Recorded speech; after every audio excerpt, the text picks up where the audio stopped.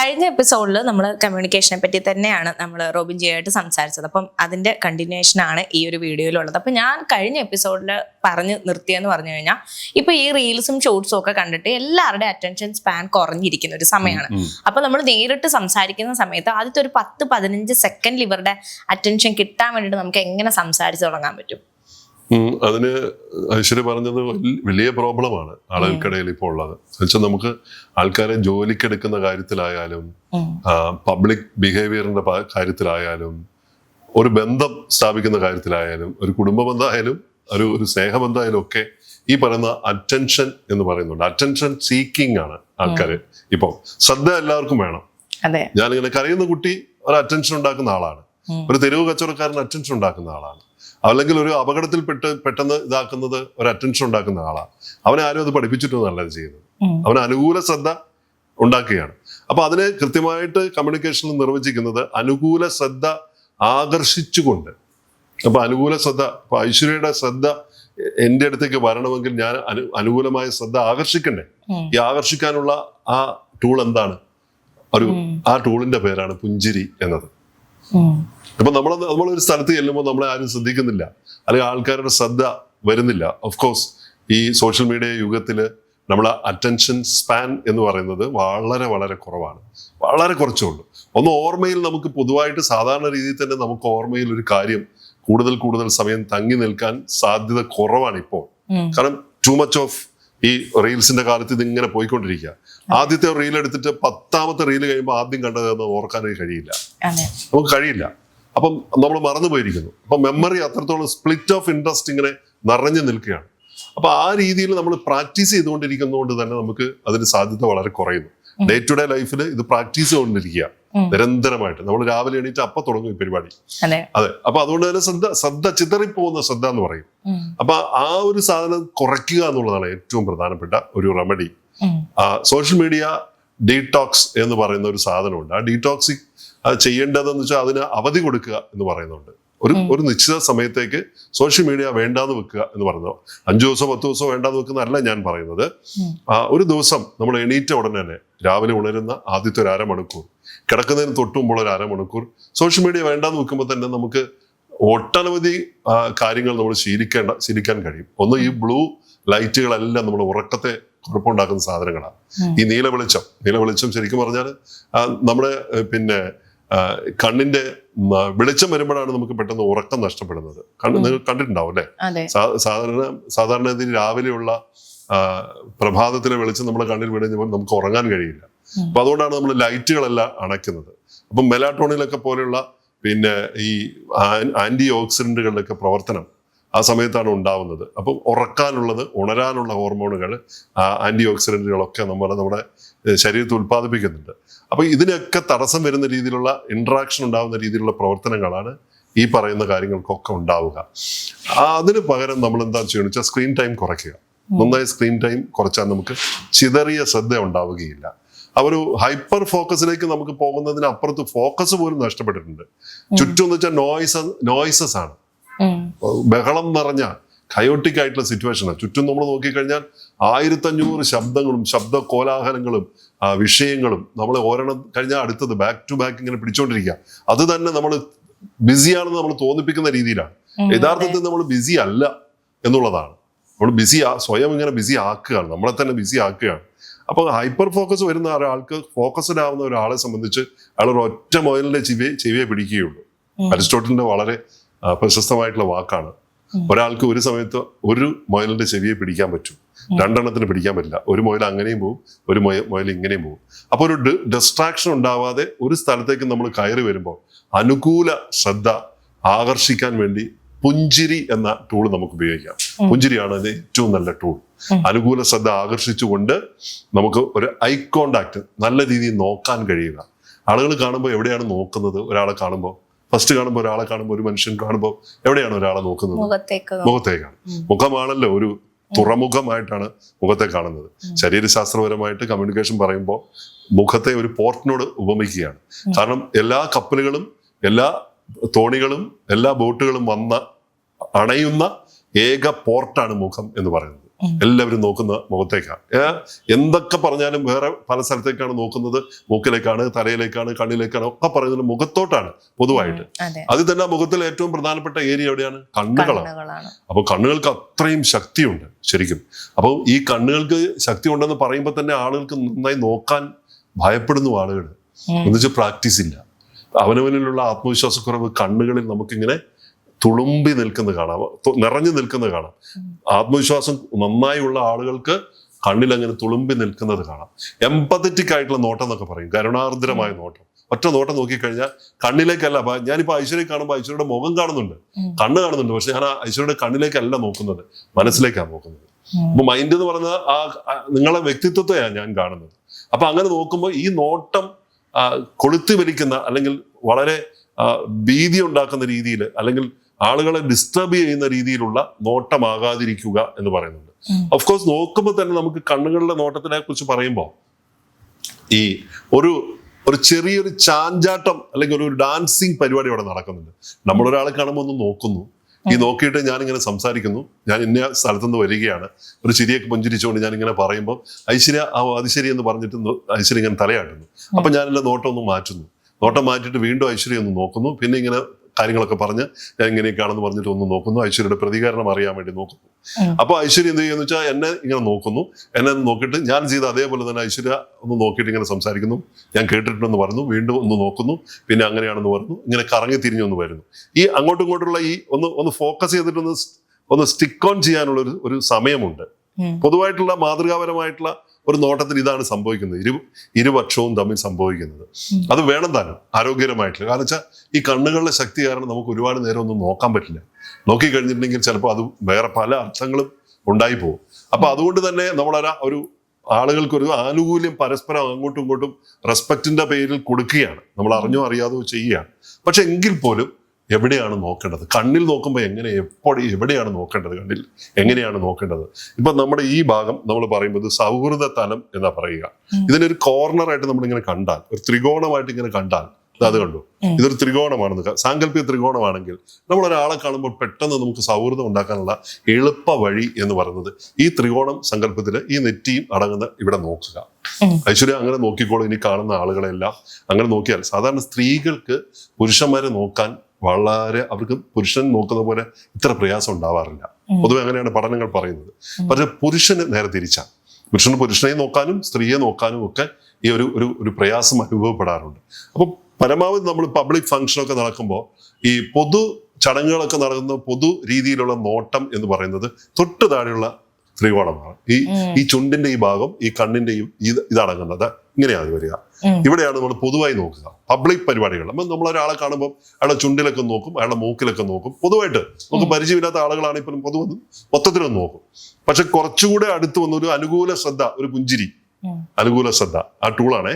അപ്പോൾ 100% ഞാൻ മറ്റൊരു വീഡിയോ പറഞ്ഞതുപോലെ അഡ്രസ് ചെയ്യപ്പെടുന്ന 100% വികാരത്തിന്റെ പേരാണ് സന്തോഷം, പുഞ്ചിരി എന്നൊക്കെ പറയുന്നത്, ഹാപ്പിനെസ് എന്ന് പറയുന്നത്. അത് എവിടെയായാലും അതിന് ഒരു കള്ളത്തരവുമില്ല. അപ്പൊ അതുകൊണ്ട് തന്നെ അത് അഡ്രസ് ചെയ്യപ്പെടും. മറ്റെല്ലാ വികാരങ്ങളും 80%, 70% ഒക്കെ അഡ്രസ് ചെയ്യപ്പെടുകയുള്ളൂ. അതുകൊണ്ട് തന്നെയാണ് അതിന്റെ പുറകിൽ വെച്ചിട്ട് നമുക്ക് പല കാര്യങ്ങളും മുഴുവനായി മനസ്സിലാക്കാൻ പറ്റില്ല. ഒരാളുടെ ഉള്ളിലെ വേദന പൂർണ്ണമായി നമുക്ക് തിരിച്ചറിയാൻ പറ്റാത്തതിന്റെ കാരണം അതാണ്. പക്ഷെ ഒരാളുടെ ഉള്ളിലെ സന്തോഷം പൂർണ്ണ അർത്ഥത്തിൽ നമുക്ക് മനസ്സിലാക്കാൻ പറ്റും. അതുകൊണ്ട് തന്നെ ആ സന്തോഷത്തിന്റെ മറവിൽ കള്ളം പറയുന്ന ആളുകളുണ്ട്. പൂർണ്ണമായും ഒരു കാര്യത്തെ നമുക്ക് മറച്ചു വെച്ചുകൊണ്ട് വളരെ ഇന്റലിജന്റ് ആയിട്ട് അതൊരു മറയായിട്ട് ഉപയോഗിക്കുന്ന ആളുകളുമുണ്ട്. അപ്പൊ നമ്മളൊരു സദസ്സിൽ ചെല്ലുമ്പോൾ ഒരു പബ്ലിക്കിന് കാണുമ്പോൾ ഒരു അനുകൂല ശ്രദ്ധ ആകർഷിച്ചുകൊണ്ട് അയാൾ പൊതുവായി ഒന്ന് നോക്കി ഈ ത്രികോണത്തിൽ നോക്കി കഴിഞ്ഞിട്ട് അയാളൊന്ന് അടുത്ത് വരുമ്പോൾ പുഞ്ചിരിയോട് ചിരിക്കുമ്പോൾ അയാൾ അടുത്ത് വരുമ്പോൾ പിന്നെ നമ്മൾ നോക്കേണ്ടത് ഈ സൗഹൃദ തലത്തിലാണ്. വളരെ പെട്ടെന്ന് നിങ്ങൾക്ക് അവരുമായിട്ടൊരു നല്ല ആഴത്തിലുള്ളൊരു ബന്ധം സ്ഥാപിക്കാൻ പറ്റും. വളരെ പെട്ടെന്ന് അത് പരീക്ഷിച്ച് നോക്കാവുന്നതാണ്. അപ്പൊ നമ്മൾ ഇതുവരെ ഉണ്ടായിരുന്ന രീതിയിൽ നിന്നും മാറിയിട്ട് പല ആൾക്കാർ ആത്മവിശ്വാസക്കുറവുള്ള ആൾക്കാർ നേരെ ഇൻട്രോവേർട്ട് ആയിട്ടുള്ള ആളുകളൊക്കെ താഴേക്ക് നോക്കും. ഒന്ന് നേരെ നോക്കുമ്പോഴത്തേക്ക് അവർ ദൃഷ്ടി താഴേക്ക് മാറ്റി നോക്കും. അപ്പൊ തന്നെ നമുക്ക് മനസ്സിലാവും ഇവർക്ക് ഈ ഇൻഹിബിഷൻസ് ഒക്കെ ഉള്ള ആളുകളാണ്. അപ്പൊ അങ്ങനെ നോക്കിക്കൊണ്ട് നമുക്കൊരു നല്ലൊരു അടുപ്പം നമ്മൾ അപരിചിതമായിട്ടുള്ള ഒരു സ്ഥലത്തേക്ക് കയറി ചെല്ലുമ്പോൾ ആളുകളുമായിട്ട് നമുക്ക് ഉണ്ടാക്കിയെടുക്കാവുന്നതാണ്. അതുപോലെ നമ്മൾ അങ്ങോട്ട് നോക്കി ഇങ്ങനെ മേഞ്ഞ് നടക്കുന്ന കണ്ണുകളൊക്കെ ആയിട്ട് അവിടെ ഇവിടെയൊക്കെ സ്ഥാനം തെറ്റി പിന്നെ അങ്ങനെയുണ്ട് ഇങ്ങനെയുണ്ട് എന്നൊക്കെ പറഞ്ഞിട്ട് അതിനിടയ്ക്ക് സോഷ്യൽ മീഡിയ ഒക്കെ നോക്കിക്കൊണ്ട് മറുപടിയൊക്കെ പറയുമ്പോൾ ഇവിടേക്ക് നോക്കി ഐ കോണ്ടാക്റ്റേ ഇല്ല. ഐ കോണ്ടാക്ട് നഷ്ടപ്പെട്ടിരിക്കുന്നു, ഒന്നും നടക്കുന്നില്ല എന്നുള്ളതാണ്. ഇപ്പൊ യാത്ര പോകുമ്പോൾ ഞാനിപ്പോൾ എല്ലാവരോടും പറയാറുണ്ട്, യാത്ര പോകുമ്പോൾ നിങ്ങൾ ഒരിക്കലും ഒരു കാർ യാത്രയിൽ നിങ്ങൾ ഒരിക്കലും നിങ്ങളുടെ ഒരു പ്രധാനപ്പെട്ട കാര്യം പറയാനായി യാത്ര ചെയ്യരുത്. എന്തുകൊണ്ടാണ് കാർ യാത്ര ചെയ്യരുതെന്ന് പറയാൻ കാരണം? അങ്ങനെ കാർ യാത്രയിൽ പ്രധാനപ്പെട്ട കാര്യങ്ങളൊന്നും സംസാരിക്കരുത് എന്ന് പറയാൻ കാരണം എന്തായിരിക്കും? ഒരു കാർ യാത്രയിൽ അത് പിന്നെ കൂടുതലും കാഴ്ചകളിലോട്ട് ശ്രദ്ധ അതൊന്ന്. രണ്ടാമത്തെ കാര്യം, അതിനേക്കാൾ പ്രധാനപ്പെട്ട കാര്യം, ഇവിടെ ഈ എതിരെയിരിക്കുന്ന സംസാരിക്കുന്ന ആൾ നമ്മളുമായിട്ട് മുഖാമുഖം ഒരു ഐ കോണ്ടാക്ട്, ഒരു ഇന്റർപേഴ്സണൽ റിലേഷൻഷിപ്പ് നടക്കുന്നില്ല. ഒരു ഓപ്പോസിറ്റ് ഇരുന്നിട്ടുള്ള ഒരു റിലേഷൻഷിപ്പ് നടക്കുന്നില്ല. അതുകൊണ്ട് തന്നെ നമ്മുടെ ഐ കോണ്ടാക്ട് ഇല്ല. അതുകൊണ്ട് തന്നെ വൈകാരികമായി എന്താണ് ഉദ്ദേശിച്ചത് കമ്മ്യൂണിക്കേറ്റ് ചെയ്യാൻ പറ്റുന്നില്ല. ഈ കമ്മ്യൂണിക്കേഷൻ നഷ്ടപ്പെടുന്നതുകൊണ്ട് തന്നെ പറയുന്ന കാര്യത്തിന്റെ ഗൗരവം എപ്പോഴും നഷ്ടപ്പെട്ടു. അയാൾ കേൾക്കുന്നുണ്ടാവും, ചിലപ്പോൾ അയാൾ റിയർ വ്യൂ മിററിലൂടെ ഒരുപക്ഷെ നമ്മളെ കണ്ണുകളെ ഇങ്ങനെ നോക്കുന്നുണ്ടാവും. പക്ഷെ അയാൾ കുറച്ച് സമയം അയാളുടെ ഡ്രൈവിങ്ങിലും അയാളുടെ ശ്രദ്ധ ഉണ്ടാവുമല്ലോ. അപ്പൊ പരിപൂർണമായിട്ട് നമുക്ക് ശ്രദ്ധിക്കണമെങ്കിൽ അത്തരം സന്ദർഭങ്ങളിലൊക്കെ ആളുകളോട് സംസാരിക്കാനൊക്കെ എപ്പോഴും ശ്രദ്ധിക്കുക. തെരഞ്ഞെടുക്കുന്നത് പേഴ്സണൽ ആയിട്ടുള്ള അത്ര ഇടങ്ങളിൽ മാത്രമേ ചെയ്യാവൂ. ഒരു കാർ യാത്ര പോകാൻ നമുക്കൊന്ന് സംസാരിച്ച് കളയാം എന്ന് മിക്കവാറും ആളുകൾ ചെയ്യുന്ന ഒരു പിഴവാണ്. അവിടെ അത് കമ്മ്യൂണിക്കേറ്റ് ചെയ്യില്ല. അപ്പൊ നമുക്ക് ഈ അനുകൂല ശ്രദ്ധ ആകർഷിച്ചുകൊണ്ട് ആളുകളെ നന്നായി ഭംഗിയായി പുഞ്ചിരിച്ചുകൊണ്ട് സൗഹൃദ തലത്തിൽ നോക്കിക്കൊണ്ട് ആളുകളുമായിട്ടൊരു അടുപ്പം സ്ഥാപിക്കാൻ നമുക്ക് വളരെ പെട്ടെന്ന് പറ്റും. പക്ഷെ അതിനോടൊപ്പം തന്നെ അടഞ്ഞ ശരീരഭാഷ പരമാവധി അവോയ്ഡ് ചെയ്യുക. അടഞ്ഞ ശരീരഭാഷ, ഞാനെപ്പോഴും പറയുന്ന ഒരു ഉദാഹരണം, ഇന്നസെന്റ് മിഥുനത്തിൽ നിൽക്കുന്ന ഇന്നസെന്റ് കൈയൊക്കെ ഇട്ട് ഇങ്ങനെ നിൽക്കട്ടെ, മീശൊക്കെ വെച്ചിട്ടും ഇപ്പൊ ശരിയാക്കി തരാന്നുള്ള ലൈനില് ആ അടഞ്ഞ ശരീരഭാഷ നമുക്കിപ്പൊ തന്നെ പലരെയും ഓർമ്മ വരുന്നുണ്ടാവും. ഐശ്വര്യക്ക് അല്ലെ, അടഞ്ഞ ശരീരഭാഷ നമ്മൾ നിൽക്കാറുണ്ട് അങ്ങനെ. അപ്പൊ എപ്പോഴും ഇങ്ങനെ കൈകെട്ടി നിൽക്കുന്നത് അടഞ്ഞ ശരീരഭാഷയാണെന്ന് വെച്ചാൽ അങ്ങനെ ആവണമെന്നില്ല. തണുപ്പ് കൊണ്ടാവാം, മറ്റ് എന്തെങ്കിലും കാരണങ്ങൾ കൊണ്ടാവാം, നമ്മുടെ ശരീരത്തിന്റെ എന്തെങ്കിലും പനിയോ മറ്റവസ്ഥ എന്തെങ്കിലുമൊക്കെ ഉണ്ടെങ്കിൽ ചിലപ്പോൾ അങ്ങനെ ഇരുന്നേക്കാം. എങ്കിൽ പോലും പൊതുവായി നമ്മുടെ ശരീരത്തിന്റെ ഈ കൈകൾ ഉപയോഗിക്കുന്ന കാര്യങ്ങൾ, കാലുകൾ ഉപയോഗിക്കുന്ന രീതി മൊത്തത്തിൽ നോക്കുമ്പോൾ അടഞ്ഞ ഒരു ശരീരഭാഷ അതെപ്പോഴും നെഗറ്റീവായിട്ടാണ് കാണുന്നത്. അത് ഉപയോഗിക്കാതിരിക്കും. ഇതുപോലെ തന്നെ ഇതിപ്പം പറഞ്ഞു, നമ്മൾ ഫസ്റ്റ് ഒരു അറ്റൻഷൻ കിട്ടുന്നതിന് നമ്മൾ ഫസ്റ്റ് തന്നെ ഇങ്ങനെ ചെയ്യണം എന്നാണ്. ഇൻട്രോവേർട്ടുകളായിട്ടുള്ളതും ഇൻട്രോവേർട്ടുകളെ മെയിൻ റൂബിജി മനസ്സിൽ കരുതിക്കോ, അങ്ങനെയുള്ള ഒരു പുതിയൊരു സ്ഥലത്തോട്ട് എത്തിയിട്ട് പുതിയൊരാളെ പരിചയപ്പെടുക. അപ്പോ ഒരു ഐസ് ബ്രേക്കിംഗ് എന്ന് പറയുന്നൊരു സംഭവം ഉണ്ടല്ലോ, അതിന് ഹെൽപ്ഫുൾ ആയിട്ടുള്ള ഇതെന്താണ്? ഐസ് ബ്രേക്കിംഗ് ഇതിനൊരു റെമഡി എന്താന്ന് വെച്ചാല് അവരത് പഠിച്ചെടുക്കേണ്ടതുണ്ട്. ഞാൻ ഇൻട്രോവേർട്ട് ആണ്, അതുകൊണ്ട് ഞാൻ സംസാരിക്കില്ല. ഇവിടെ എന്ത് ടൂൾ ഉപയോഗിക്കാൻ, എനിക്ക് ഐസ് ബ്രേക്ക് ചെയ്യാൻ എന്താണ് പണി എന്ന് പറയുമ്പോൾ അത് പഠിച്ചെടുക്കണം. അത് പഠിക്കുക തന്നെയാണ് ഏറ്റവും നല്ല വഴി എന്ന് പറയുന്നത്. ആ സ്കില്ല് പഠിച്ചെടുക്കുക. ഇൻട്രോവേർട്ട് ആയിട്ടുള്ള ആളുകൾക്കൊക്കെ നന്നായിട്ടൊക്കെ സംസാരിക്കാൻ പറ്റും. അവരുടെ ഉള്ളിലുള്ള ആശയങ്ങളൊക്കെ അവർക്ക് നന്നായിട്ട് പ്രകടിപ്പിക്കാൻ പറ്റും. പ്രാക്ടീസ് തന്നെയാണ് ഏറ്റവും പ്രധാനം. ആളുകളോട് സംസാരിക്കുക. ആളുകൾക്ക് അല്ല, എന്നെ പൊതുവെ എല്ലാരും പറഞ്ഞ് ഞാൻ ഭയങ്കര എക്സ്ട്രോവേർട്ടാന്നാ പറയുന്നത്. പക്ഷെ ഞാൻ പോലും ചില സ്ഥലങ്ങളിൽ ചെന്നിട്ട് എനിക്കിപ്പം പലപ്പോഴും സോഷ്യൽ ആൻസൈറ്റി ഫീൽ ചെയ്യാറുണ്ട്. അയ്യോ, ഒരിടത്ത് ഇപ്പൊ ഇരിക്കുകയാണെന്ന് വിചാരിച്ചോ, ചിലപ്പോൾ അത് ടീ സ്പോട്ട് ആവാം, അവിടെ പോയി ഇരുന്നിട്ട് ചായ കുടിച്ചിട്ട് എഴുന്നേക്കാൻ എനിക്ക് പേടിയാ. കാരണം അത്ര ആൾക്കാർ നോക്കുവോ, അത്ര ആൾക്കാർ എന്നെ നോക്കുന്നുണ്ട്. അവരോട് പോയിട്ട് ഇപ്പം ഒരു ഫ്രണ്ട് കൂടെ ഞാൻ പോകുന്നുണ്ടെങ്കിൽ പറയും പോയി ഒന്ന് പറയാൻ പറയും. ഞാൻ എക്സ്ട്രോവേർട്ട് ആണെന്നാണ് എല്ലാരും പറയുന്നത്, എന്നിട്ട് പോലും ഒരു 2 ചായ പറയാൻ പോലും എനിക്ക് ചില സമയത്ത് പറ്റാറില്ല. അതെന്തുകൊണ്ടായിരിക്കും? അതൊരു പബ്ലിക് പൊതു ഇടത്തിലാണ് അങ്ങനെ സംഭവിക്കുന്നത്. എനിക്ക് തോന്നുന്നത് ഒരു ലേഡി എന്ന നിലയ്ക്ക്, ഒരു പെൺകുട്ടി എന്ന നിലയ്ക്കുള്ള ഒരു കാര്യം കൂടെ ഉണ്ടാവും. ആളുകള് അറ്റൻഷൻ നിങ്ങളുടെ മുകളിലുണ്ട് എന്ന് പറയുന്ന ഒരു ഇൻസെക്യൂരിറ്റിയുടെ ഒരു പ്രശ്നമാണ്.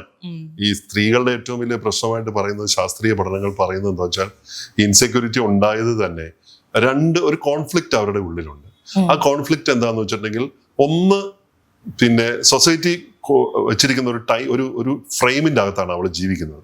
ഇങ്ങനെയൊക്കെ വേണം, അങ്ങനെയൊക്കെ വേണം, ഇങ്ങനെയൊക്കെ വേണം എന്ന് പറയുന്നത്. ഇത് എത്രയൊക്കെ മോഡേൺ ആണെന്ന് പറഞ്ഞാൽ പോലും നമ്മൾ അറിയാതെ ഇങ്ങനെ നമ്മളെ വളർന്നു വന്ന സാഹചര്യങ്ങൾ, അച്ഛനമ്മ അവരൊക്കെ വെച്ചിട്ട് നമ്മളിങ്ങനെ കണ്ടീഷൻ ചെയ്യിച്ചു വെച്ചിട്ടുണ്ട്. പക്ഷെ അപ്പോൾ തന്നെ നമ്മൾ എക്സ്പ്രസ് ചെയ്യപ്പെടണം. ഇത് നമ്മുടെ ലോകത്തിലുള്ള ഏറ്റവും ഭംഗിയുള്ള വസ്തു മനുഷ്യ ശരീരമാണെന്ന് ഓഷോ പറയും. ഓഷോയുടെ വളരെ പ്രശസ്തമായ വാക്കുണ്ട്. അപ്പം സൗന്ദര്യം എന്ന് പറയുന്നത് മനുഷ്യന് അത്ര സൗന്ദര്യമുള്ള ലോകത്ത് ഒരു ജീവിയും ഒരുപക്ഷെ ഉണ്ടാവില്ല. അത്രയും ഭംഗിയാണ് മനുഷ്യനെ കാണാൻ. മനുഷ്യന്റെ കാര്യം ഞാൻ പറയുന്നത്, കറുത്തതാവട്ടെ വെളുത്തതാവട്ടെ. പക്ഷെ ഒരേ സമയത്ത് അവർക്ക് പ്രദർശിപ്പിക്കപ്പെടണം. എനിക്ക് മറ്റുള്ളവർക്ക് സുന്ദരമായി കാണപ്പെടണം, പ്രദർശിപ്പിക്കപ്പെടണം എന്ന ആഗ്രഹം അവർക്കുണ്ട്. മനസ്സിലായോ? ഈ ആഗ്രഹം ഉള്ളപ്പോൾ തന്നെ ഈ ലിമിറ്റേഷൻ ഉണ്ട്. ഈ രണ്ടിന്റെ നടുവിലുള്ള കോൺഫ്ലിക്റ്റ് അവർ അനുഭവിക്കുന്നുണ്ട്. എല്ലാ സ്ത്രീകളും അനുഭവിക്കുന്നുണ്ട്. അതുകൊണ്ടാണ് ഞാൻ പറയുന്നത് കുറച്ച് മോഡേൺ ആയിട്ടുള്ള ഡ്രസ്സൊക്കെ ഇടുകയാണ് സ്ത്രീകൾ. ഈ മോഡേൺ ആയിട്ടുള്ള ഡ്രസ്സ് ഇടുമ്പോൾ തന്നെ അവർ കുറച്ച് നെക്കൊക്കെ ഇറങ്ങിയിട്ടുള്ള ഡ്രസ്സാന്ന് വിചാരിച്ചോളൂ. അവർ ഇടയ്ക്കിടയ്ക്ക് ഇതിങ്ങനെ മുകളിലേക്ക് ഇങ്ങനെ വലിച്ച് നേരെയാക്കുന്ന കാണാം. എന്തുകൊണ്ടാണ് അങ്ങനെ ചെയ്യുന്നത്? എന്തിനാ ഇങ്ങനെ ഒരു ഡ്രസ്സ് അവർ തിരഞ്ഞെടുത്തത്? അപ്പൊ ഈ പറഞ്ഞ ഈ ഒരു ഫീലിംഗ് അവർക്കുണ്ട്. അതേ സമയത്ത് തന്നെ ഒരു കോൺഫ്ലിക്റ്റ് അനുഭവിക്കുന്നുണ്ട്. അതാണ് ഈ ഇടക്കിടയ്ക്ക് ഇങ്ങനെ സംഭവിക്കുന്നത്. അപ്പൊ അച്ഛനും അമ്മയൊക്കെ വളരെ ചെറുപ്പത്തിൽ നിന്ന് അമ്മ എവിടെയെങ്കിലും ഉടുപ്പൊക്കെ ഉണ്ടെങ്കിൽ അടുത്ത് നേരെ ഇങ്ങനെ ആക്കി കൊടുത്തു ചെറുപ്പത്തിലെ ശീലിപ്പിക്കുക. അല്ലെങ്കിൽ കണ്ട് നമ്മളിങ്ങനെ വളരുകയാണ്. ഇതിന്റെ ഒരു ഇൻസെക്യൂരിറ്റി ഉണ്ടാവുന്നുണ്ട് സ്ത്രീകൾക്കിടയിൽ. അപ്പൊ അതുകൊണ്ട് തന്നെയാണ് അവിടെ പോയിട്ട് ആളുകളെല്ലാം എന്നെ ശ്രദ്ധിക്കുന്നു. ഇപ്പൊ നടന്നു പോകുന്ന ഒരു പെൺകുട്ടിയാണ്, ആ പെൺകുട്ടിക്ക് ഉറപ്പായിട്ടും അറിയാം ഇവിടെ ചുറ്റുമുള്ള ആളുകളൊക്കെ എന്നെ ശ്രദ്ധിക്കുന്നുണ്ട്, പുരുഷന്മാർ ശ്രദ്ധിക്കുന്നുണ്ടെന്ന്. അത് കോമൺ ആയിട്ടുള്ള ഒരു കാര്യമാണ്. പുരുഷൻ സ്ത്രീയെ നോക്കും, സ്ത്രീയും പുരുഷനെ നോക്കുന്നുണ്ട്. അതിനേക്കാൾ കൂടുതലായിട്ട് പുരുഷൻ സ്ത്രീയെ നോക്കുന്നുണ്ട്. അപ്പൊ അതിൻ്റെ അകത്ത് അത് തിരിച്ചറിയുക എന്നുള്ളതാണ്. അതിന്റെ ഫിസിയോളജി ആയിട്ട് ബന്ധപ്പെട്ടുള്ള അതിന്റെ ശരീരശാസ്ത്രം ആണും പെണ്ണും എന്താണെന്ന് തിരിച്ചറിയുക എന്നുള്ളതാണ്. ആ തിരിച്ചറിവ് നമുക്ക് പലപ്പോഴും ഇല്ല എന്നുള്ളതാണ്. ആ അവയർനെസ് ഇല്ല നമ്മുടെ സൊസൈറ്റിക്ക്. അപ്പൊ അതുകൊണ്ടാണ് ഇൻസെക്യൂരിറ്റിയുടെ ഭാഗമായിട്ടാണ് അവിടെ നിന്ന് അങ്ങനെ പോകാൻ പറ്റാത്തത്. പിന്നെ നിങ്ങൾക്ക് അവിടെ പോയിട്ട് അവിടെ ചെന്നിട്ട് പറ്റുന്നില്ലെങ്കിൽ മാറ്റേണ്ട കാര്യമാണ്. അവിടെ ചെന്നിട്ട് ഒരു കൗണ്ടറിലേക്ക് എണീറ്റ് ചെന്നിട്ട് എനിക്ക് വയ്യ അല്ലെങ്കിൽ ചെയ്യാൻ പറ്റാതിരിക്കുമ്പോൾ അത് എന്തുകൊണ്ടാണെന്ന് പറഞ്ഞിട്ട് അവിടെ പോയിട്ട് അത് മാറ്റി പഠിച്ചെടുക്കണം. നമ്മൾ ആ സ്കില്ല് നമ്മൾ പഠിച്ചെടുക്കണം. അത് നിങ്ങൾക്ക് സെയിൽസിലായാലും ജോലിയിലായാലും ഒക്കെ നിങ്ങൾക്ക് ഏറ്റവും അധികം പ്രയോജനം ചെയ്യുന്ന ഒരു സംഗതിയായിട്ട് മാറും. അതാണ് കാണേണ്ടത്. അതുപോലെ തന്നെ ഏറ്റവും കൂടുതൽ ഇപ്പോ റിലേഷൻഷിപ്പിൽ ഏറ്റവും കൂടുതൽ പ്രശ്നമായിക്കൊണ്ടിരിക്കുന്നത് ഈ കമ്മ്യൂണിക്കേഷൻ തന്നെയാണ്. അതായത് ഞാൻ അതല്ല ഉദ്ദേശിച്ചത്. എതിരെ നിൽക്കുന്ന ആൾ ഭയങ്കരമായിട്ട് എക്സ്പ്ലെയിൻ ചെയ്യുന്നുണ്ടാവും, ഇതൊക്കെയാണ് നമ്മുടെ ഇടയിൽ സംഭവിച്ചുകൊണ്ടിരിക്കുന്നതെന്ന് പറയുന്നുണ്ടാവും. പക്ഷേ ആള് കേൾക്കുന്നത് വേറെ ആയിരിക്കും. അപ്പൊ ആൾക്ക് ഭ്രാന്താവുന്നുണ്ട്.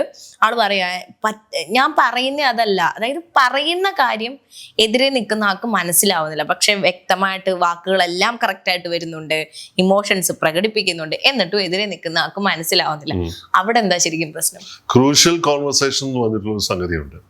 ഈ വളരെ സങ്കീർണമായ സാഹചര്യങ്ങളിലുള്ള കമ്മ്യൂണിക്കേഷനാണ് ക്രൂഷ്യൽ കമ്മ്യൂണിക്കേഷൻ.